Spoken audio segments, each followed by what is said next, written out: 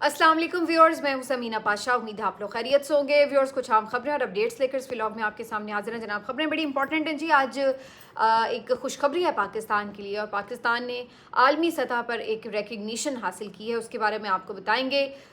इसके साथ साथ जी पीटीआई के जो सेनेट इंतखाबात हैं वो किस तरह से पीटीआई के अंदर ही एक बगावत को जन्म दे चुके हैं, और अब आगे नज़र क्या आ रहा है इसके ऊपर बात होगी। इसके साथ साथ आज शरीफ फैमिली भी एक जगह पर इकट्ठी हो रही है, और ये बिल्कुल एक फैमिली पॉलिटिक्स वाला मामला लग रहा है कि फैमिली के ही लोग मौजूद हैं और तमाम तर सूरत हाल का जायज़ा लिया जाएगा। इसके ऊपर भी बात करेंगे। काफ़ी कुछ है इस व्लॉग में। आपसे रिक्वेस्ट है कि चैनल को सब्सक्राइब कर लें अगर अभी तक सब्सक्राइब नहीं किया। तो सबसे पहले बात का आगाज़ यहीं से कर लेते हैं कि आज पाकिस्तान के लिए जो खबरें अच्छी हैं वो क्या हैं। एक तो जी मज़ेदार बात यह है कि इंडिया की एक दफ़ा फिर बैंड बजी है, और डोनाल्ड ट्रंप जो हैं उन्होंने एक दफ़ा फिर से ये कंफर्म किया एक तकरीब में गुफ्तगू करते हुए। मतलब उन्होंने तो छेड़ ही बना लिया ना कि आते जाते मंदिर का घंटा है कि बजाते जाओ बजाते जाओ। तो वो आते जाते हर एक को बताते रहते हैं कि जी मैंने तो जंग भी रुकवाई है और इंडिया को तो मार भी पड़ रही थी। तो वो बता देते हैं, अब आहिस्ता आहिस्ता खोलना शुरू हो गए राज सारे। तो जनाब उन्होंने इस दफ़ा तकरीब में ना सिर्फ ये क्रेडिट लिया कि मैंने दो एटमी सलाहियत के हामिल मुल्कों के दरमियान जंग रोकी, बल्कि ये तक कहा कि जी वरना वहाँ पे तो इब्तदाई तौर पर काफ़ी नुकसान हो चुका था, बल्कि 5 के करीब तैयारे गिरा दिए गए थे। अब ज़ाहिर सी बात है, सबको पता है कि वो तैयारे पाकिस्तान ने इंडिया के गिराए। तो पहली दफ़ा जो नंबर है वो भी उन्होंने इसमें कोट किया और कहा कि जी 5 तैयारे जो हैं वो गिराए गए। अगरचे पाकिस्तान का क्लेम तो खैर 6 तैयारों का है, लेकिन इंटरनेशनल सतह पर कम अज़ कम 5 तैयारों की तो आप कह सकते हैं कि एक तरह से तस्दीक हो गई है कि ये तैयारे पाकिस्तानी शाहीनों ने गिराए थे जब इंडिया और पाकिस्तान की जंग लड़ी थी। तो ये अब एक दफ़ा फिर इंडिया के लिए बड़ी सुबकी का सामान है कि जगह जगह डोनाल्ड ट्रंप उनको जलील कर रहे हैं। मोदी साहब को उन्होंने जो मिस एडवेंचर किया था उसकी उनको जो कीमत चुकानी पड़ी है वो अंदरूनी मुल्क भी और इंटरनेशनली भी चुकानी पड़ी है, और काफ़ी नुकसान हुआ है सिफारतकारी के तौर पर अगर देखा जाए तो। इंडिया जो है वो ना सिर्फ ये कि उसको सुबकी का सामना करना पड़ा, बल्कि सिफारतकारी में भी पाकिस्तान अपनी बेहतर जगह पे नज़र आ रहा है, जबकि इंडिया जो है वो आइसोलेटेड फील हो रहा है। और इस बात के ऊपर अब मोदी के ऊपर भी तनकीद शुरू हो चुकी है इंडिया के अंदर कि ये आपने क्या चवल मारी थी, सॉरी टू से, लेकिन अल्फाज का मतलब यही है कि ये आपने फजूल का जो पंगा किया उसकी वजह से उल्टा जो पाकिस्तान का मौक़िफ़ है उसको एक सपोर्ट मिली, और जो आपका मौक़िफ़ है उसको दुनिया ने सराहा नहीं है। तो ये एक प्रेशर जो है वो बहरहाल नरेंद्र मोदी पर नज़र आता है। इसके साथ साथ एक और जो पाकिस्तान के लिए बड़ी खुशी की बात है और बड़े प्राउड की बात है वो ये है कि पाकिस्तान ने बरतानिया में होने वाले रॉयल इंटरनेशनल एयर टैटूज़ का जो एक कंपटीशन था उसको जीत लिया है। ये एक एग्जीबिशन थी आप कह लें, उसमें एक अवार्ड जीत लिया है। और पाकिस्तान के C-130 तैयारे और इसके साथ साथ JF-17 इन्होंने इसमें शिरकत की थी अपने स्क्वाड के साथ। और पाकिस्तान में जो JF-17 तैयारे हैं इन्होंने 7,000 किलोमीटर लंबी फ़्लाइट जो है वो इसका मुजाहरा भी किया। और ख़ास तौर पर अगर आप C-130 का वो देखें विजुअल, तो वो बहुत ही खूबसूरत विजुअल है, देखते हुए नज़र आता, क्योंकि ऐसा लगता है कि कोई आसमान में उकाब है, कोई परिंदा शाहीन है जो कि इस तरह से फ्लाई कर रहा है। बाकायदा उस तैयारे के ऊपर आइज़ भी बनाई गई हैं परिंदे की, और उसकी जो वो परवाज़ है और फिर जो उसका उड़ना और फिर उसका उतरना, वो बहुत ही शानदार नज़ारा है। और यही वजह है कि इस तैयारे को, इसकी फ़्लाइट को पाकिस्तान एयर फोर्स के इन जांबाज़ों को जो है ये अवार्ड दिया गया है। तो ये एक इंटरनेशनल सतह पर रिकग्निशन है पाकिस्तान की फ़ज़ाइया की महारत की भी और इनकी जंगी सलाहियतों की भी। तो ये जी पाकिस्तान के लिए एक प्राउड मोमेंट है, नॉट डाउट अबाउट इट, और इंटरनेशनली इनकी सलाहियतों का एतराफ़ हुआ है। अब आ जाते हैं जी कि जो हमारे इंटरनल पॉलिटिक्स के मामलात हैं, तो वो अब जो हैं बड़े गंभीर हो रहे हैं, क्योंकि जहां हम सेनेट की बात करें अगर, तो पीटीआई के जो सेनेट के कैंडिडेट्स हैं उनकी सिलेक्शन के ऊपर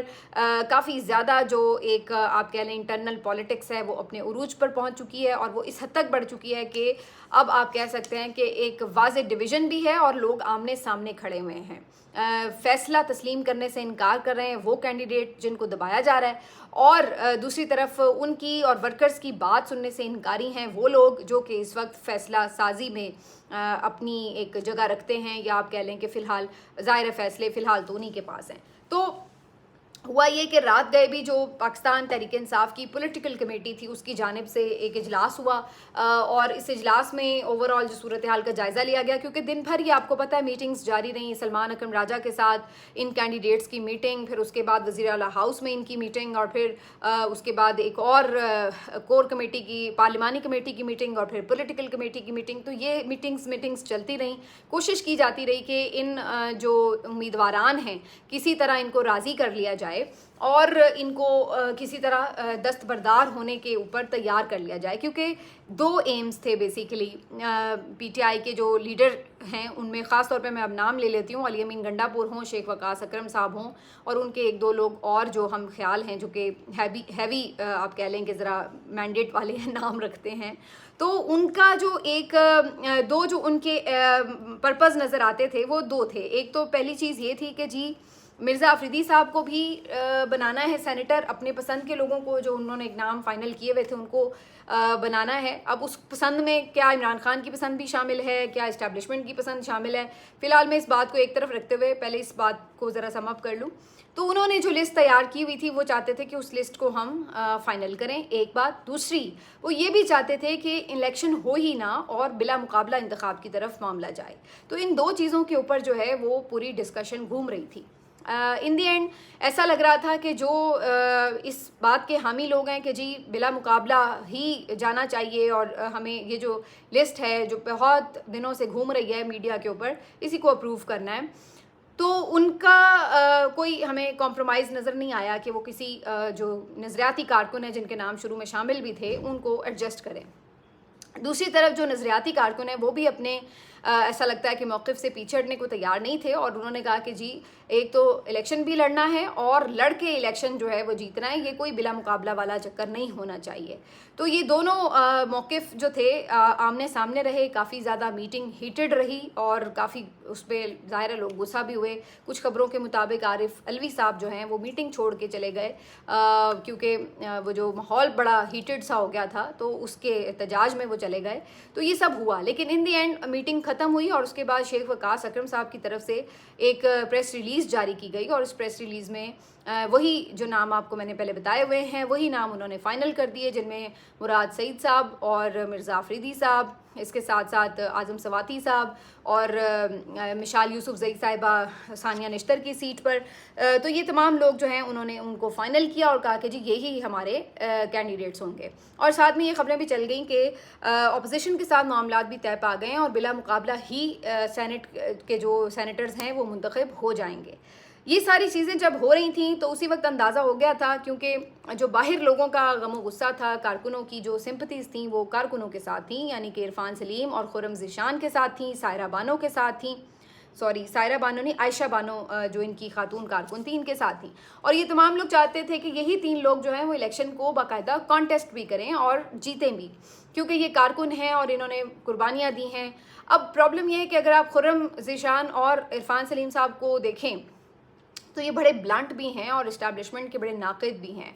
खुरम ज़ीशान साहब तो अलल ऐलान नाम भी लेते हैं और कहते हैं कि जी आसिम मुनीर साहब को इस्तीफ़ा देना चाहिए, और वो बहुत ब्लंटली अपना मौक़िफ़ जो है वो सामने रखते हैं। और ज़ाहिर है कि ऐसे लोग जो हैं वो सिस्टम के लिए नाकाबिल कबूल होते हैं। अब यहाँ पर पीटीआई के जो अपने लोग हैं, चाहे वो अली अमीन गंडापुर साहब हों या बाकी लोग हों, क्या वो इस्टेब्लिशमेंट की सहूलतकारी कर रहे हैं कि जो वो इन लोगों को अकोमोडेट नहीं कर रहे हैं, या फिर वो ख़ुद भी ये समझते हैं कि जी हमने उन लोगों को अकोमोडेट करना है जो पार्टी के लिए पैसे भी दे सकें, जिनके ऊपर इस्टेब्लिशमेंट को भी एतराज़ ना हो और उनके साथ उनकी कोई कमिटमेंट भी हो। यहाँ पे एक सवाल और भी है। मिर्ज़ा अफरीदी साहब की बहुत आप कह सकते हैं कि जी अच्छे भी होंगे, बड़े नज़रियाती भी होंगे, बड़े उन्होंने खिदमात भी होंगी पार्टी की, लेकिन सवाल फिर वही है कि अगर वो इतनी ही नज़रियाती हैं तो वो क्यों अटके बैठे हैं कि उन्हें सेनेट का टिकट चाहिए।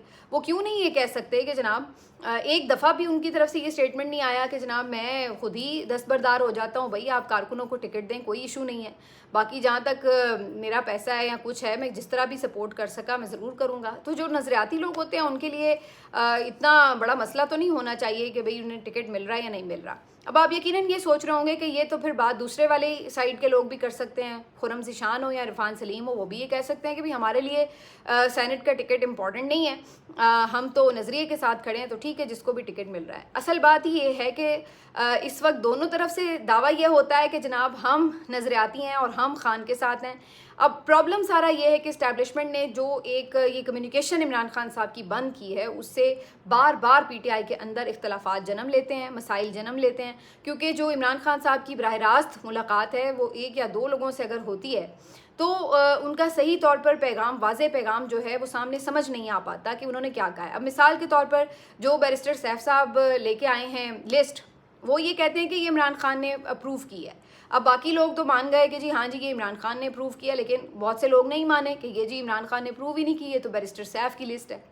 तो इस तरह शकूक व शुबहात बन जाते हैं और फिर उसकी वजह से होता यह है कि आपस में लोग जो हैं, अगर सबको ये पता हो कि इमरान खान ने ये नाम दे दिए हैं, इमरान खान अपने मुंह से बता दें कि जी ये नाम मैंने दे दिए हैं, तो ऑटोमेटिकली सारे कारकुन उसके ऊपर जो हैं वो सब्र शुक्र कर लेंगे और कहेंगे कि ठीक है जिसको मिल गया टिकट वो आगे बढ़े।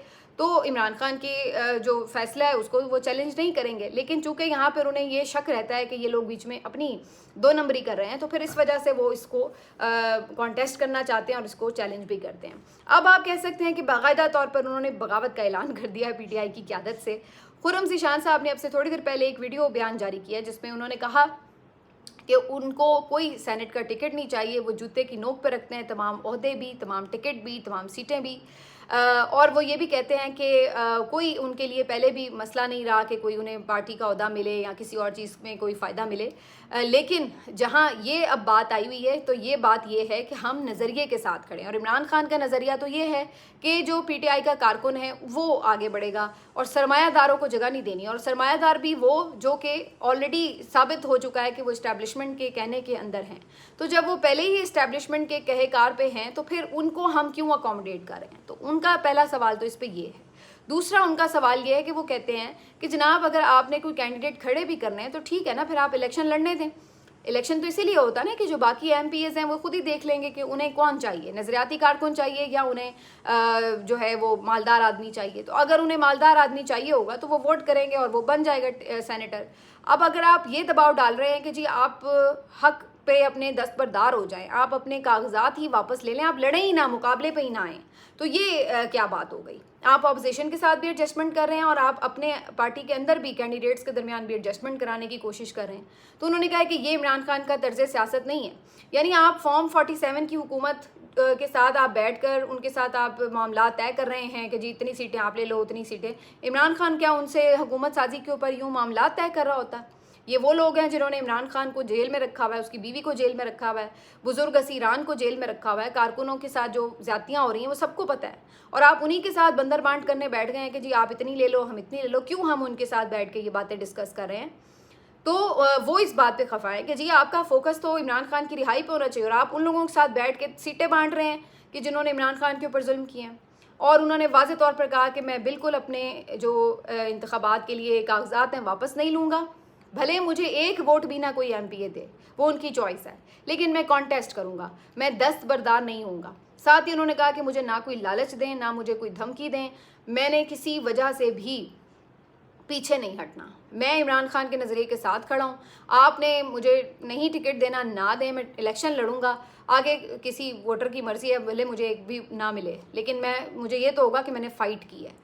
और ये खुर्रम ज़ीशान साहब की जो वीडियो है बड़ी उन्होंने जज्बे के साथ बनाई हुई, उसके बाद इरफान सलीम साहब ने भी ऐसी ही वीडियो बनाई, तो उससे अब ये वाज़े हो गया है कि इरफान सलीम और खुर्रम ज़ीशान जो हैं वो पार्टी क़यादत के फ़ैसले से मुतमिन नहीं हैं, और उन्होंने कहा है कि जी हम इलेक्शन कॉन्टेस्ट करेंगे। तो इस तरह जो इनकी पूरी एक सेटलमेंट बनाई हुई थी इन्होंने अपोजिशन के साथ भी, वो भी जो है वो सारी ख़राब होती नज़र आ रही है।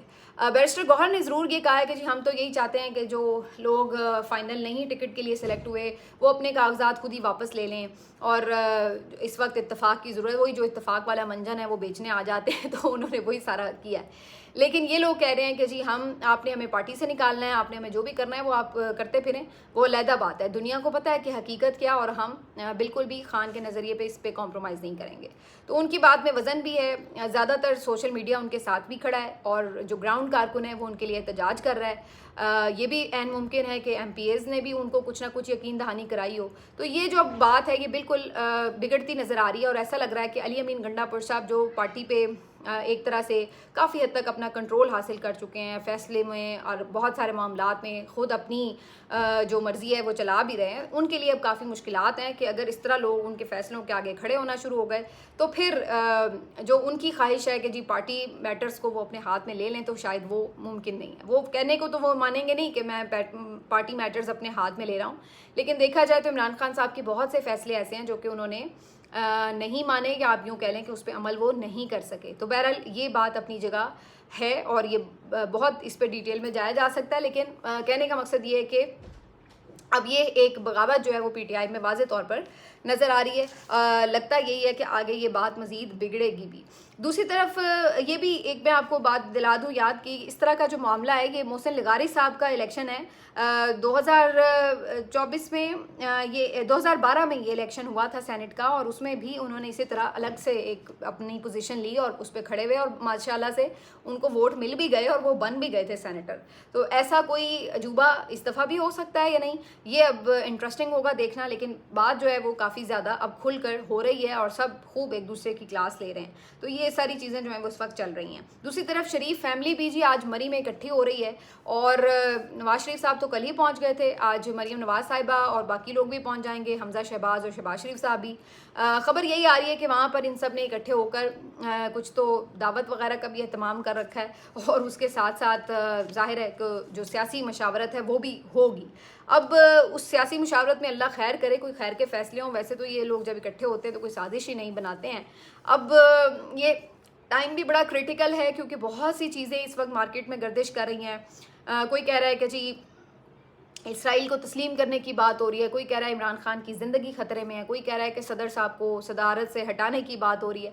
तो बहुत सारी चीज़ें हैं जिसके ऊपर पार्टी जो है ज़ाहिर है अपनी डिस्कशन करेगी, और आगे ज़ाहिर सी बात है उन्होंने पीपल्स पार्टी के साथ अगर चलना है, नहीं चलना, मुख्तलिफ फ़ैसले करने हैं, तो वो तमाम चीज़ों को देख के चलेंगे कि आगे किस तरीके से बढ़ना है। तो वैसे तो इनसे कोई खैर की उम्मीद नहीं होती। जो इन्होंने पिछले 3 साल में मुल्क के साथ किया है और लोगों के साथ किया है, वो तो एक अजाब की तरह ये लोग मुसल्लत हुए हैं, और कोई उम्मीद तो नहीं है कि ये कोई अच्छा फ़ैसला करेंगे। लेकिन बहरहाल इनकी आज वहाँ पे एक पार्टी मीटिंग कह लें या फैमिली मीटिंग कह लें, वो होने ज़रूर जा रही है। तो ये जी अब तक की सारी सिचुएशंस हैं, और अगले व्लॉग में आपको 9 मई के केसेस के हवाले से भी ख़ास तौर पर अपडेट करेंगे, क्योंकि इनके फ़ैसले भी अब बिल्कुल करीब हैं। मिलते हैं आपसे अगले व्लॉग में, अपना ख्याल रखिए, अल्लाह हाफ़िज़।